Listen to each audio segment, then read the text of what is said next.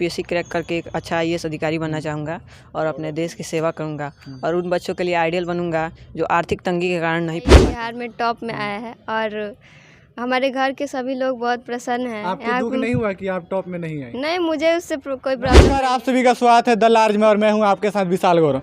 और देखिए अभी मैं गोपालगंज में पहुंचा हूं और इंटर का रिजल्ट आया है। जो बिहार का परीक्षा हुआ था, बिहार इंटरमीडिएट का, उसका रिजल्ट आया है और गोपालगंज ज़िले का लाल पूरे बिहार में टॉप 5 में अपना स्थान बनाया है। मोहम्मद सारिक हमारे साथ हैं यहाँ पे और इनसे बातचीत करेंगे कि यहाँ इनकी क्या रणनीति रही कि इन्होंने बिहार में अपना स्थान पाया। सबसे पहले आपका स्वागत है और आपको बहुत सारी बधाइयाँ हमारे चैनल की तरफ से और हमारे दर्शकों की तरफ से। क्या कुछ कहिएगा, कैसा लग रहा है? सबसे पहले धन्यवाद और मुझे बहुत ही खुशी हो रही है और इस बात की बहुत खुशी है कि मेरे वजह से मेरे माता पिता, मेरे गुरुजन आज बहुत खुश हैं और मेरे ज़िला का नाम रोशन हो पाया है और इसी तरह मैं आगे पढ़ाई करता रहूँगा और ज़िला का नाम रोशन करता रहूँगा। सबसे पहले किसको श्रेय देना चाहोगे कि आज तुमने बिहार में टॉप 5 में अपना स्थान बनाए हो? किसको श्रेय देना चाहोगे? मैं इसका श्रेय अपने माता पिता, अपने गुरुजनों और अपनी बहन को देता हूँ।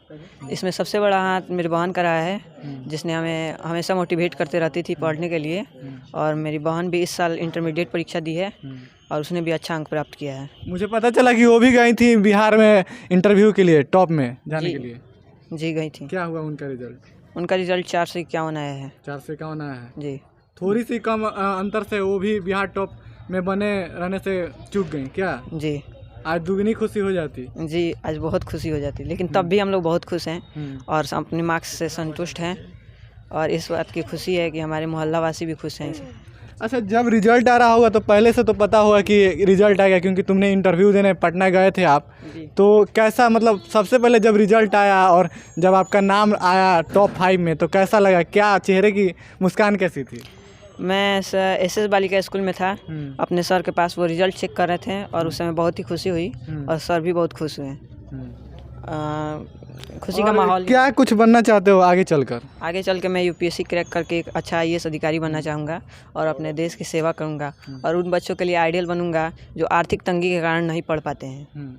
अच्छा, एक बात बताओ, मैं जितने भी इंटरव्यू में जो टॉप करते हैं, चाहे किसी भी फील्ड में जाते हैं और टॉप करते हैं, टॉप रैंक लाते हैं, उनका एक ही सपना होता है आईएएस बनना। आखिर आईएएस बनकर लोग तो सबको कहते हैं कि देश की सेवा करेंगे, मगर आखिर आईएएस में ऐसा क्या है कि तुम भी आईएएस बनने के लिए निकल पड़े हो? क्योंकि मुझे ऐसा लगता है कि जब मैं आईएएस बन जाऊंगा तो जिस प्रकार से अपने देश की सेवा कर पाऊंगा वो अन्य किसी पद पर रह कर नहीं कर सकता और मेरा एक सपना भी है कि मैं आईएएस बनूं और जिला में शासन करूं। अच्छा, जो आईएएस का है, डीएम एसपी जो भी लोग बनते हैं उसमें यूपीएससी ऐसा रैंक है, अलग अलग रैंकों के हिसाब से अलग अलग लोग पोस्ट लेते हैं। आखिर उस चीज़ में कैसी क्या खासियत है जो सब युवाओं को अपने तरफ खींचती है?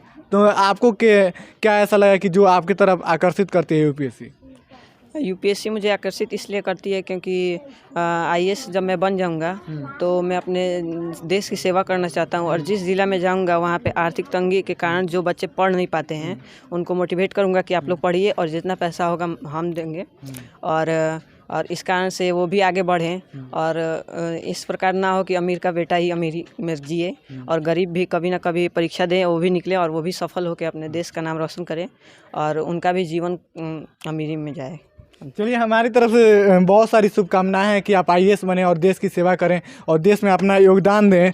एक बात बताइए, कितना घंटा पढ़ाई करते थे आप?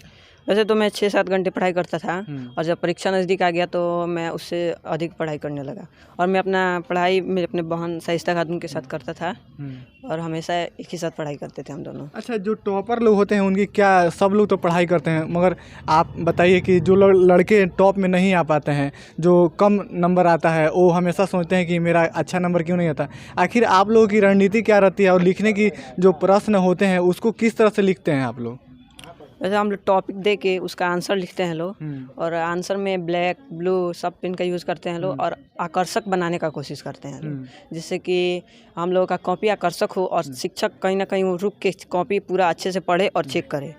और बहुत सारे बच्चे कहते हैं कि पेपर भर के आ जाओ, नंबर ज़्यादा आता है, ऐसा भी होता है क्या? ऐसा कुछ नहीं है। क्योंकि मैं परीक्षा दे रहा था तो बहुत बच्चे पेपर ही भर रहे थे, सिर्फ गाना लिख रहे थे, यदि चीज़ें लिख रहे थे। तो पेपर भरने से कुछ नहीं होता है, आकर्षक आपका कॉपी होना चाहिए, जिससे शिक्षक आपका आंसर पूरा अच्छे तरीके से पढ़ेगा और आप भी मेरे मुका खड़ा। अच्छा, एक बात बताइए, आप टॉप 5 में आए हैं एंड आपको थोड़ा सा अफसोस हो रहा होगा कि मैं टॉप 1 में आता।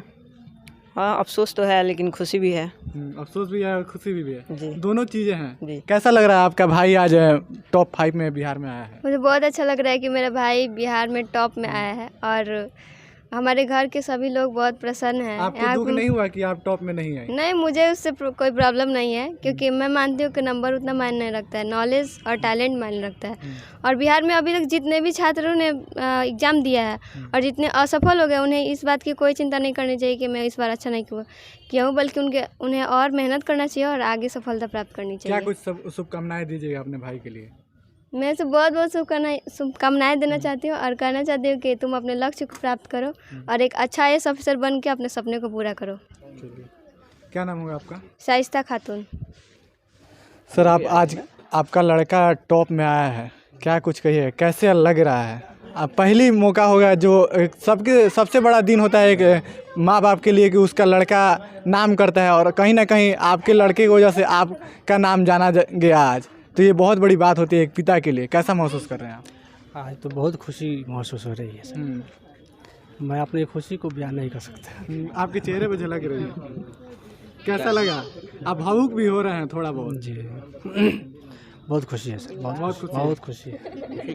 क्या कहिएगा, शुभकामनाएं क्या दीजिएगा लड़के को? मैं तो यही कहूँगा कि ये अपने लक्ष्य को प्राप्त करें और जहाँ तक हमारी ज़रूरत पड़ेगी मैं उसमें शामिल रहूँगा। सपने में साथ दीजिएगा। मैं हमेशा इन लोगों के साथ ही रहूँगा। कैसा बैकग्राउंड रहा, आर्थिक बैकग्राउंड कैसा रहा आपका? ऐसे तो मैं प्राथमिक विद्यालय में टीचर हूँ जी, तो आर्थिक ग्राउंड तो मिला जुला के ठीक ही रहा। हाँ, मिडिल क्लास। हाँ जी, हाँ मिडिल क्लास में रहा, इसमें कोई कमी नहीं हुई। एजुकेटेड फैमिली है जी, एजुकेटेड फैमिली है सब। कितना सहयोग रहा माता पिता का? माता पिता मेरे कभी भी आर्थिक तंगी ये सब दबाव नहीं डालते थे और ये नहीं बोलते थे कि तुम्हें टॉप करना है। वो बोलते थे पढ़ो, ज़्यादा टैलेंट मायने रखता है, नंबर मायने नहीं रखता है, और अपना पूरा दो, तुम्हें भगवान भी पूरा देगा। एक और सवाल है मेरा कि जो सोशल मीडिया है या फिर डिजिटल दुनिया है, आजकल तो डिजिटल पर पढ़ाई होता है, उसका कितना योगदान रहा आपके टॉप में आने का? उसका योगदान तो नहीं रहा, बस मैं अनुसर पटना जो हिंदी पढ़ाते हैं उनसे पढ़ा हूँ, और यहाँ मनीष सर, भारतमणि सर, वो उनके पास में कोचिंग करता था। और तो डिजिटल का कोई योगदान नहीं रहा? उतना नहीं रहा, लेकिन हिंदी में कहीं ना कहीं रहा। हिंदी में कहीं ना कहीं रहा जी। क्या कहिएगा, आज आप माता जी हैं, लड़का आपका टॉप में आया है, बिहार टॉप में आया है, बहुत बड़ी बात होती है क्योंकि 13-14 लाख लड़कों ने एग्ज़ाम दिया था, उसमें टॉप 5 में आ जाना बहुत बड़ी बात होती है। क्या कुछ कहिएगा? हम तो बहुत खुश है। हम बोलेंगे कि अभी जितना इसका इच्छा है उतना पढ़े, हम पढ़ाएंगे। आगे जो लड़का सपना पूरा करना चाहता है उसमें साथ दीजिएगा? जी सर, हम पूरा साथ देंगे। पूरा साथ देंगे। क्या कुछ जाते जाते क्या कुछ कहिएगा? कहेंगे मेरा बच्चा आगे पढ़े बढ़े और इसके साथ दूसरा कोई और बढ़े, देख करके कि हाँ वो बढ़ रहा है तो हम भी बढ़ें। इससे छोटा है सब, वो भी बढ़ेगा, देखिए कब बढ़ेगा ना। क्या कुछ इंस्पिरेशन देना चाहोगे उन लड़कों को जो नहीं रिजल्ट आ पाया, चाहे किसी वजह से वो पीछे रह गए? मैं तो यही कहना चाहूँगा, क्रमिक रूप से मेहनत कीजिए, क्योंकि मेहनत से ही आप सफलता पा सकते हैं। मेहनत ही एकमात्र मार्ग है आपको सफलता तक पहुँचाने का। और अगर आप आज असफल हो गए हैं तो ये भी जान लीजिए कि असफलता ही सफलता की कुंजी है, और उसी को लेकर अपना मेहनत बरकरार रखिए और आपको भी एक ना एक दिन बिहार टॉप करने का सपना पूरा होगा। अच्छा, एक बात बताओ, जब आपसे कितने लोग बात किए मीडिया वाले? बहुत सारे बात किए हैं। तो पहले से प्रिपरेशन किए थे क्या कि मीडिया वाले जो पूछेंगे इसी तरह का सवाल होगा और इस तरह का जवाब दिया जाएगा?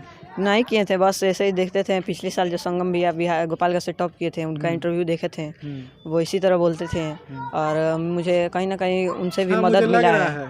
कहीं ना कहीं हमको उनसे भी मदद मिली है, और वो भी हमेशा कहते थे कि तुम लोग टॉप करो सब, और उनका मार्गदर्शन भी मेरे साथ रहा है। चलिए, हमारे साथ मोहम्मद सारिक जी थे और इन्होंने तमाम वो अपनी रणनीति बताई और इनके माता पिता से भी बातचीत हुई हमारी, और इन्होंने सारी चीज़ें बताई अपनी जर्नी को लेकर, और आगे इनका IAS बनने का सपना है। और मेरी और हमारी टीम की तरफ से पूरी शुभकामनाएं हैं कि वो IAS बने और देश की सेवा करें। और लगातार हम लोग न्यूज़ में अपडेट बने हुए हैं, आप देखते रहिए। शुक्रिया।